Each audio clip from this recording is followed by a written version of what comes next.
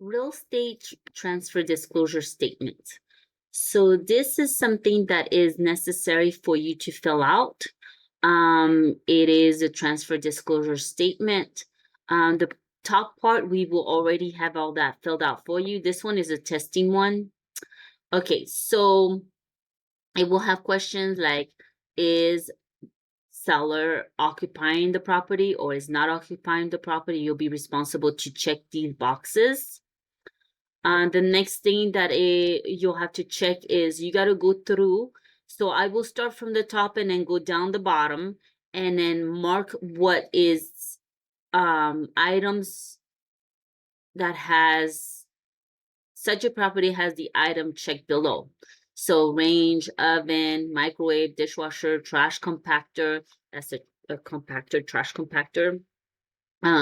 Garbage disposal, washer and dryer hookup, rain gutters, burglar alarm, carbon monoxide, smoke detectors, fire alarm, TV antennas, satellite dish, intercom, central heating, central air conditioning, evaporating cooler, kind of like a swamp cooler.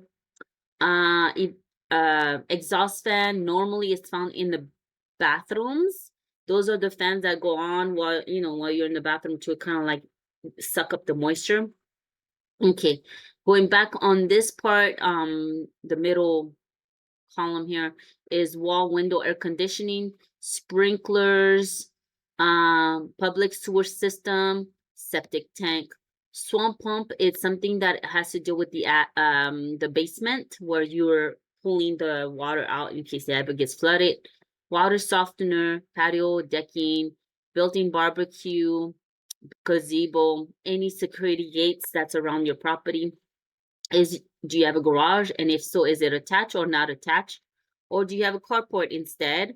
If you do have a garage, is it automatic garage door openers? Is there some? And then the numbers of remote control. By the way, if you only have one and you think you might have two, but you definitely know you have one, I would definitely say one. Okay. Sauna, hot tub, spa, and if it has a locking safety cover. Now, if you have a pool, does it have a child resistant barrier? Pool and spa heater, what type? Is it gas, solar, or electric? Water heater, gas, solar, or electric? Water supply, is it from the city? Or do you have a well? Or is it private utility or other?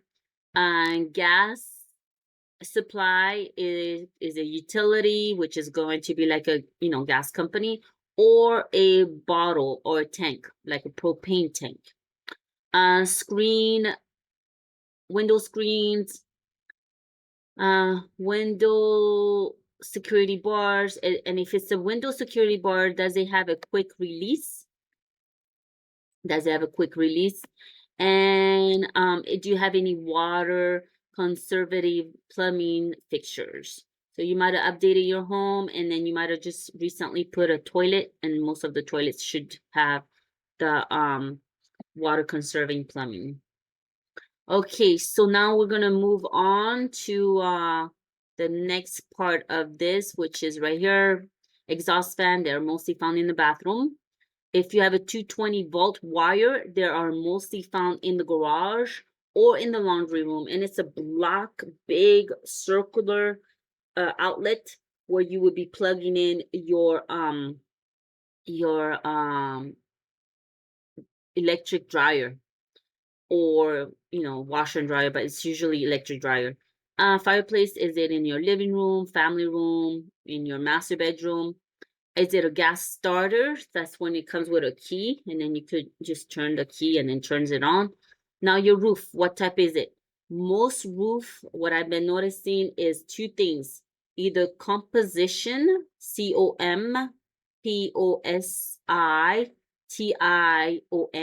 composition, or tile roof. And they would like to know the approximate age of this roof. Other things that you could think about. Now, questions from the above things that you just filled out. Are there, to the best of your knowledge, Mr. and Mrs. Seller, any of the above that are not in operating condition? If yes, then you'll need to put an explanation here.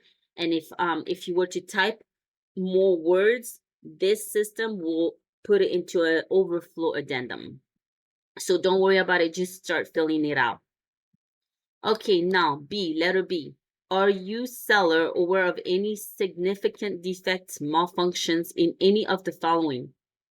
Again, if yes, you'll need to check the the the items below that might have it. So they're asking you, are you aware if there's any defects, malfunction in your interior walls, in your ceiling, in your floors, exterior walls, insulation, roof, windows, doors, foundation, your slab, your driveway. Sometimes there are some cracks in the driveway, so you could put, crack in the driveway, maybe from a tree. Sidewalks, fences, electrical system, plumbing, sewer, septic system.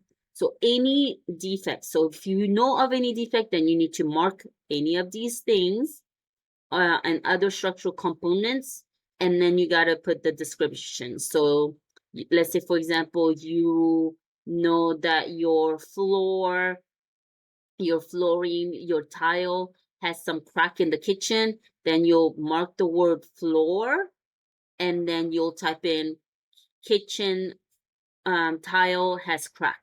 Okay. Okay, so if any of these above is checked, explain, attach additional sheets if necessary. Okay, installation of a listed appliance, device, or amenities is not a precondition of sale or transfer of the dwelling. The carbon monoxide device, garage door opener, or child restraint pool barrier may not be in compliance with the safety standard relating to, respectively, carbon monoxide device standards on Chapter 8, commencing with paragraph, 13260 of Part 2 of Division 12 of automatic reverse device standard of Chapter 12.5. So all these are pool safety standards of Article 2.5 of Chapter 5 of Part 10 of Division 104 of the Health and Safety Code. So these are all coming from the code. Window security bar may not have quick release mechanism in compliance with the 1995 edition of the California Building Standard Codes of the Civil Code requires all single-family residents built on or before January 1st, 1994 to be equipped with a water-conserving plumbing fixtures after January 1st, 2017. Additionally, on and after January 1st, 2014, a single-family residence built on or before January 1994 that is altered or improved is required to be equipped with water-conserving plumbing fixtures as a condition of final approval. Fixtures in this dwelling may not comply with the civil codes. Are you, seller, aware of any of the following? So number one, substance, material, or products which may be an environmental hazard, such as but not limited to asbestos, formaldehyde, radon gas, lead-based mold, fuel, or chemical storage tank, and contaminated soil or water on the property. Yes or no?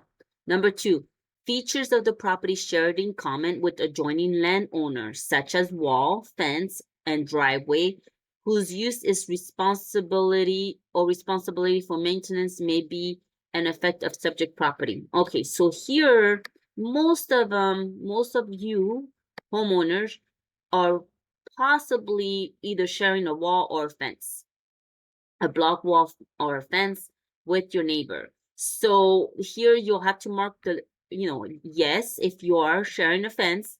And then the way we would like for you to do the explanation is C2, number 2. You're going to type it over here. C2, share fence with neighbor to the left and neighbor to the right. if you're a corner home. Okay. Any encroachment, easements, or similar matters that may affect your interest in the subject property. So let's say, for example, you have an Edison easement behind you, and they have to have access to the pole and their wires. That's what you will be putting here.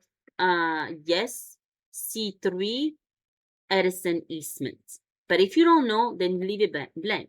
But if you do know, because you're getting letters from Edison telling you that they have to have access to your property, you can't build anything underneath that easement, then you will have to relay that message to the seller. Okay, number 4, room addition, structural modification, or other alteration or repairs made without necessary permits. So you might have altered your home by adding it used to be a 3-bedroom home, and you added a 4th bedroom without permits. So now here you have to explain what happened. Okay, without necessary permit. Now, number 5, room addition, structure modification, or other alteration or repairs not in compliance with building codes. So you still without permits, but you follow the building codes, then you should be okay. And you'll put here yes, no, because you follow the building codes. But if you didn't follow the building codes, because you yourself just put some plywood together and added took your patio, put plywood around the patio, and now it's supposed to be a room, that is not going to be compliant with building codes. So this is where you need to really pay attention to that. Fill, compacted or otherwise, on the property or any portion thereof. So if you brought any dirt on your property and filled it up, so you'll have to, say yes and then explain. So you'll say C6, I brought dirt to my property and I filled it in the back corner of property.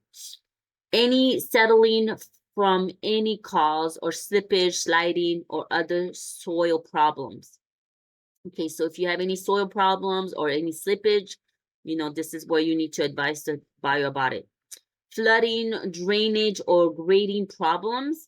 So I had a listing where in the backyard, once it rains, the water will just come and settle on by the patio, because they just added the patio. So once they added the patio, water started, collecting right there in that corner.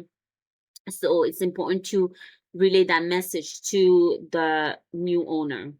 Major damage to the number 9, major damage to the property or any of the structure from fire, earthquake, floods, or landslide.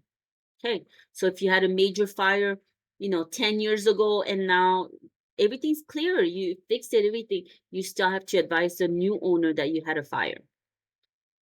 Any zoning violation, non-conforming uses, violation of setback requirements. Okay, so you probably gonna get something from the city letting you know that you didn't do your setbacks. So your setback, let's say your property is a certain square, let's say, and then you're about to build a garage in the backyard, you have to follow setbacks. So from this fence, the city is going to tell you, okay, you gotta build 5 feet away from the fence, 10 feet away from the fence. So if you don't follow those rules, then you might have some violation. And this is where you have to explain what happened. Any neighborhood noises, problems, or other nuisance. So, okay, dog barking constantly, nonstop. You're going to have to put that in here, okay? So that's going to be number C11. C12, CCNRs or other deeds restriction or obligation. There are some communities, some areas that will have CCNRs. And so when you purchase your property through escrow, you got a booklet of all kinds of things that tells you how you're supposed to, when you bring your trash can, you need to put it back in at a certain time. You have to have certain bushes, they have to be a certain level. So those are the CCNRs. And you should be getting those. If not, we can always find out with escrow if you're under the CCNRs. And so if you don't know, just put no and say, I don't know. 13, homeowners association which has any authority over the subject property. Okay, we will definitely know you're on the homeowners association. And if that's the case, you need to put yes here on number 13. Any common area, faculties such as pool, tennis court, walkways, and other areas co-own in undivided interest with others. Okay, so if you have an area that everybody's sharing the pool, this is where you're going to have to advise C14, common area, pool. Okay, so you're going to put the explanation here, C14, common area, pool, or C14, common area, tennis court. All right. Number 15, any notice or abatement or citation against the property. Okay, so an abatement is when the city reaches out to you and say, Mr. Seller, you haven't been pulling your weeds or your grasses this tall, and because of this, or your grass is dry, and because of this, we are sending you a violation, and it's called an abatement. And this is the cost. Or, Mr. Seller, you didn't pay your trash can bill, so now you're gonna have an abatement on your trash can bill. Okay. Any lawsuit by or against the seller threatening to or affect this property. Then there's all kinds of the claims. Make sure to read them. Claims for damages by seller pursuant to these codes threatening or affecting the real estate property. Claim for breaching of warranty pursuant to code 900 threatening to affect the property. Claims of breach of an enhanced protection agreement, code 903, and then any lawsuit or claim for damages alleging a defect or deficiency in the real estate property common area, such as pool, tennis court. So anything like that, you have to put yes here, and then you have to put the explanation. So this is what we have for the TDS. I will attach my agent visual inspection to this, and at this point you will be done. You just have to sign a couple places right here for the seller on page 2 of 3, and then again right here for the seller on page 3 of 3. Okay, sounds great. So next is our next disclosure.